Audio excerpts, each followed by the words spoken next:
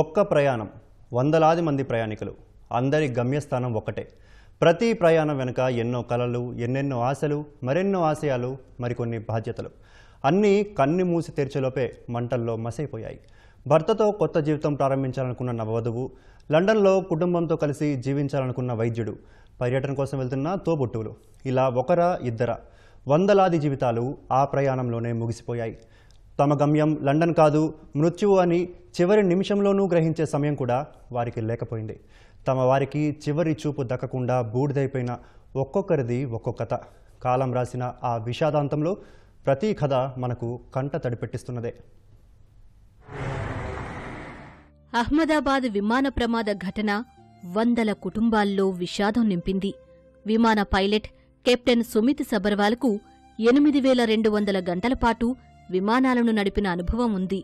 ఉద్యోగం మానేసి ముంబైలో ఒంటరిగా ఉంటున్న వృద్ధుడైన తన తండ్రిని ఆనందంగా చూసుకోవాలని సుమిత్ అనుకున్నాడు. పైలట్ తండ్రి కూడా డీజీసీఏలో విధులు నిర్వహించి పదవీ విరమణ పొందారు. ఇటీవల తండ్రి వద్దకు వెళ్లిన సుమిత్ త్వరలో ఉద్యోగం మానేసి నిన్ను చూసుకుంటా నాన్నా అని మాటిచ్చాడు. తన మాటే నిజమైంది. ఉద్యోగంతో పాటే జీవితాన్ని వదిలేసిన సుమిత్ తండ్రిని మాత్రం ఒంటరిగా విడిచిపెట్టి తిరిగిరాని లోకాలకు వెళ్లిపోయాడు.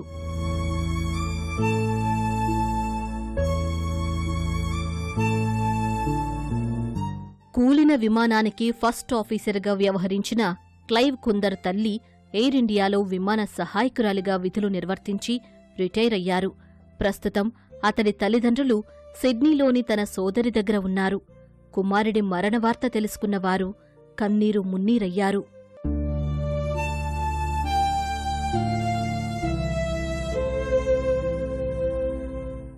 రాజస్థాన్లోని బాన్సువాడాకు చెందిన డాక్టర్ల కుటుంబం కథ ప్రతి ఒక్కరినీ కంటతడి పెట్టిస్తోంది. భార్యాభర్తలైన కోమి వ్యాస్, ప్రతీక్ జోషి ఇద్దరూ డాక్టర్లే. 10 ఏళ్ల క్రితం వీరికి వివాహం జరిగింది. 8 ఏళ్ల కుమార్తె మిర్యాతో పాటు 5 ఏళ్ల ప్రద్యుత్ నకూలనే కవలపిల్లలు ఉన్నారు. ఇటీవలే లండన్కు వెళ్లి ఉద్యోగంలో చేరిన జోషి తన కుటుంబాన్ని కూడా తీసుకెళ్లేందుకు 2 రోజుల క్రితమే ఇండియా వచ్చారు. కోటి ఆశలతో కుటుంబమంతా లండన్ బయలుదేరింది. విమానమెక్కి ఆనందంగా సెల్ఫీ తీసుకున్నారు. కొన్ని నిమిషాల్లోనే ఆ 5గురి ప్రాణాలు గాల్లో కలిసిపోయాయి.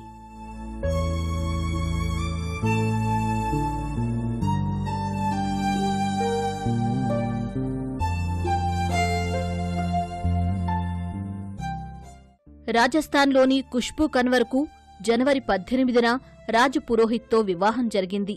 లండన్లో వైద్యుడిగా పనిచేస్తున్న భర్తతో కలిసి కొత్త జీవితం ప్రారంభించాలని అన్ని ఏర్పాట్లు చేసుకుంది. లండన్ వెళ్లే ముందు కుటుంబాన్ని విడిచి వెళ్లలేక విలపించింది. తర్వాత తండ్రితో కలిసి వెళ్లి ఎయిర్పోర్ట్లో ఫోటో తీసుకుంది. కాని ఆ ఫోటోను చూస్తూ తన కుటుంబం జీవితాంతం బాధపడుతుందని ఆమెకప్పుడు తెలియలేదు. ఎన్నో ఆశలతో నవ్వుకుంటూ విమానంలోకి అడుగుపెట్టింది. కొన్ని నిమిషాల్లోనే అర్ధాంతరంగా తనువు చాలించింది.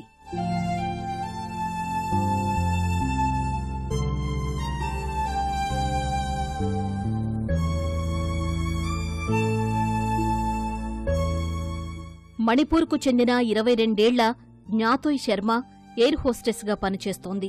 చిన్నప్పటినుంచి ఎయిర్ హోస్టెస్ అవ్వాలని కలలు కన్న ఆమె 2023లో అనుకుంది సాధించింది. అయితే ఆ కలే తన తుదిమజిలి అవుతుందని ఆమెకప్పుడు తెలీదు. అహ్మదాబాదులో విమానం బయలుదేరే ముందు జూన్ 15న ఇంటికి తిరిగి వస్తానంటూ కుటుంబ సభ్యులకు సందేశం పంపింది.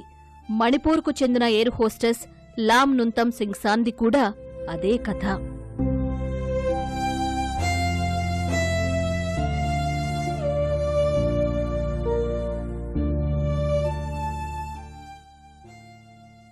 విమానంలోని 242 మంది ప్రయాణికుల్లో కేరళ పతనంతిట్టకు చెందిన 39 ఏళ్ల నర్సు రంజితా గోపకుమార్ ఒకరు.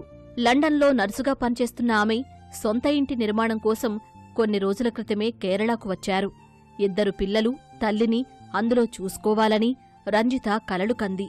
ఇక లండన్లో ఉద్యోగం మానేసి తిరిగి కేరళలోనే ఉద్యోగం చెయ్యాలని నిర్ణయించుకుంది. అందుకు పూర్తి చేయాల్సిన పనుల కోసం లండన్కు తిరిగి వెళుతోంది. ఈ నేపథ్యంలోనే ఆమెను కాలం మాయం చేసింది.